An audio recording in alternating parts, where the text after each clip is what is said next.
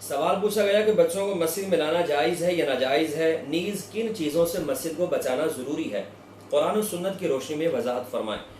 تو یاد رکھیے قرآن کریم فرقان حمید میں اللہ تبارک و تعالی نے ارشاد فرمایا وَعَهِدْنَا إِلَىٰ إِبْرَاهِيمَ وَإِسْمَاعِيلَ أَن طَهِّرَا بَيْتِيَ لِلطَّائِفِينَ وَالْعَاكِفِينَ وَالرُّكَّعِ السُّجُودِ۔ اللہ تعالیٰ نے ارشاد فرمایا اور ہم نے ابراہیم اور اسماعیل سے عہد لیا کہ میرے گھر کو پاک کریں طواف کرنے والوں کے لیے، اعتکاف کرنے والوں کے لیے، اور رکوع سجود یعنی نماز ادا کرنے والوں کے لیے۔ تو تمام مساجد اسی حکم میں داخل ہوں گی، یعنی اب ہر مسجد کو ہر طرح کی نجاست سے بچانا یہ ضروری ہوگا۔ ہمارے فقہاء کرام نے اس کی تصریح فرمائی لِأَنَّ تَطْهِيرَهُ مِنَ النَّجَاسَةِ وَاجِبٌ لِقَوْلِهِ تَعَالَىٰ أَن طَهِّرَا بَيْتِيَ لِلطَّائِفِينَ وَالْعَاكِفِينَ وَالرُّكَّعِ السُّجُودِ لِعُمُومِ الْأَلْفَاظِ لَا لِخُصُوصِ السَّبَب۔ فقہاء کرام نے فرمایا کہ اللہ تبارک و تعالیٰ نے اس آیت مبارکہ میں کوئی مخصوص سبب بیان نہیں فرمایا، بلکہ الفاظ کی عمومیت کی وجہ سے حکم مطلق ہوگا، یعنی اللہ تبارک و تعالیٰ نے اس آیت مبارکہ میں کسی مخصوص نجاست کا ذکر نہیں فرمایا کہ فلاں نجاست سے میرے گھر کو پاک کرو، تو مطلق حکم ہے۔ اور مطلق کے بارے میں یہ قاعدہ ہے کہ المطلق یجری علی اطلاقہ، مطلق اپنے اطلاق پر جاری ہوتا ہے۔ تو اب اس کا معنی یہ ہوگا کہ مسجدوں کو ہر طرح کی نجاست سے بچانا یہ ضروری ہے، چاہے وہ نجاست حقیقیہ ہے، نجاست حکمیہ ہے، نجاست مرئیہ ہے یا غیر مرئیہ ہے، یعنی نظر آنے والی نجاست ہے یا نظر آنے والی نجاست نہیں ہے۔ تو ہر طرح کی نجاست سے تمام مساجد کو بچانا یہ ضروری ہوگا۔ یہی وجہ ہے کہ رحمت عالمیان صلی اللہ علیہ وآلہ وسلم نے خود ارشاد فرمایا انی لا احل المسجد لحائض ولا جنوب۔ آپ صلی اللہ علیہ وسلم نے ارشاد فرمایا کہ میں مسجدوں کو حائضہ اور جنابت والے کے لیے حلال نہیں رکھتا۔ اب اس حدیث پاک پر تھوڑا سا غور کریں تو یہاں آپ صلی اللہ علیہ وآلہ وسلم نے جنبی کا ذکر فرمایا، یعنی حالت جنابت میں اگرچہ جسم پر ناپاکی نظر نہیں آ رہی، اگرچہ کپڑوں پر ناپاکی نہیں لگی، لیکن حکمی طور پر وہ ناپاک ہوتا ہے، تو اس کو بھی آپ صلی اللہ علیہ وآلہ وسلم نے فرمایا کہ ایسا شخص بھی مسجد میں داخل نہیں ہو سکتا۔ تو اس سے پتہ چلا کہ چاہے نجاست حقیقیہ ہے، چاہے نجاست حکمیہ ہے، ہر طرح کی نجاست سے مسجدوں کو بچانا یہ ضروری ہوگا۔ اسی طرح رحمت کونین صلی اللہ علیہ وآلہ وسلم کا فرمان عالی شان ابن ماجہ میں موجود ہے۔ حضرت سیدنا معاذ ابن جبل رضی اللہ تعالیٰ عنہ آپ حدیث بیان کرتے ہیں، پیارے محبوب صلی اللہ علیہ وسلم نے ارشاد فرمایا جنبوا مساجدکم صبیانکم ومجانینکم وشراءکم وبیعکم وخصوماتکم ورفع اصواتکم۔ آپ صلی اللہ علیہ وسلم نے ارشاد فرمایا کہ اپنی مسجدوں کو بچوں سے، پاگلوں سے،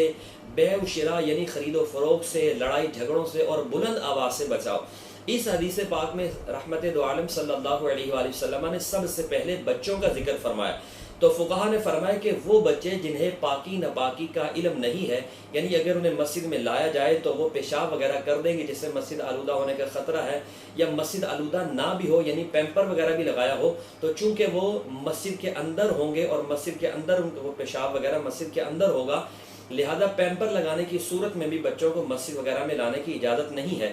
اسی طرح ہم نے دیکھا کہ طواف خانہ کعبہ کے دوران بہت سارے ایسے لوگ ہیں جنہوں نے بچوں کو اپنے کندھوں پر بٹھایا اور طواف خانہ کعبہ میں مشغول ہیں۔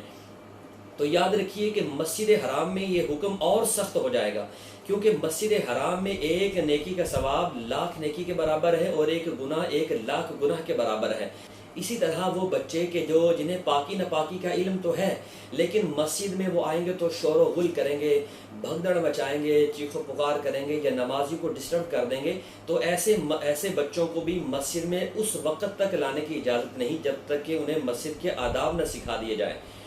اور پھر اسی حدیث پاک میں آپ سرکار صلی اللہ علیہ وسلم نے آگے فرمایا وَمَجَانِينَكُمْ، یعنی اپنے جو پاگل ہیں ان کو بھی مسجدوں میں آنے سے روکو، وہ مسجد میں داخل نہ ہوں، یعنی اگرچہ ان کے کپڑے وغیرہ لباس وغیرہ پاک ہوں، جسم پاک بھی ہو، لیکن خدشہ ہے کہ وہ مسجد میں ناپاکی کا سبب بن جائیں یا مسجد میں بلند آواز سے وہ شور مچائیں، تو ان تمام چیزوں سے مسجدوں کو بچانے کا حکم ہے۔ تو اس وجہ سے آپ صلی اللہ علیہ وسلم نے ایسے لوگوں کو بھی مسجد میں آنے سے روکا ہے۔ اور آگے آپ سرکار صلی اللہ علیہ وسلم نے فرمایا خرید خرید و فروخت سے بھی مسجدوں کو بچاؤ، اور لڑائی جھگڑوں سے بھی مسجدوں کو بچاؤ، بلند آواز سے بھی مسجدوں کو بچاؤ۔ تو یہ ہمارے اندر بھی آج بہت ساری جہاں پر خرابیاں ہیں، ایک بڑی خرابی یہ بھی ہے کہ جو ہماری مساجد کے اندر ٹولے بنا کر لوگ بیٹھے ہوتے ہیں اور لمبی گفتگو کہہ کے لگا کر رہے ہوتے ہیں اور بلند آواز سے کر رہے ہوتے ہیں، کسی کی غیبت، چگلی، جھوٹ وغیرہ، یہ سب کچھ آج کل یہ عام ہوتا جا رہا ہے۔ اس سے ضرور بچنا چاہیے۔ رحمت دو عالم صلی اللہ علیہ وسلم نے ان سے بچنے کا حکم فرمایا، بلکہ یہاں تک سرکار دو عالم صلی اللہ علیہ وآلہ وسلم نے ارشاد فرمایا کہ جس کے منہ سے بدبو آتی ہے وہ بھی مسجد میں نہیں آ سکتا، جیسا کہ مسلم شریف کی حدیث پاک میں موجود ہے۔ حضرت سیدنا عبداللہ ابن عمر رضی اللہ تعالیٰ عنہ آپ حدیث بیان کرتے ہیں، فرماتے ہیں ان رسول اللہ صلی اللہ علیہ وسلم قال من اکل من هذه البقرة فلا يقربن مسجدنا حتى يذهب ريحها یعنی الثوم۔ آپ سرکار صلی اللہ علیہ وسلم نے ارشاد فرمایا کہ جس نے اس درخت سے کچھ کھا لیا، یعنی لہسن کے درخت سے کچھ کھا لیا، تو فرمایا اس وقت تک ہماری مسجد کے قریب نہ آئے جب تک کہ اس کی بدبو زائل نہ ہو جائے۔ تو اس حدیث پاک سے پتہ چلا کہ ہر طرح کی بدبو کا زائل ہونا یہ بھی ضروری ہے کہ اگر منہ سے بدبو آ رہی ہے یا آپ کا کام ایسا ہے، جس طرح مچھلی کا کاروبار کرنے والے لوگ جو ہوتے ہیں ان کے جسم سے اسمیل آ رہی ہوتی ہے، گوشت کا کاروبار کرنے والے جو لوگ ہیں ان کے جسم سے اسمیل آ رہی ہوتی ہے، یا ایسی چیز کھا لی جس کی وجہ سے منہ سے بدبو آ رہی ہے، یا گندہ دہنی کی بیماری ہے، ان ساری صورتوں میں مسجد میں آنا جائز نہیں ہے۔ ان کے بارے میں حکم یہی ہے کہ سب سے پہلے اس بدبو کو زائل کریں، اس کے بعد پھر مسجد میں آ کے نماز ادا کریں۔ اللہ تبارک و تعالی ہمیں عمل کی اور سمجھنے کی توفیق نصیب فرمائے۔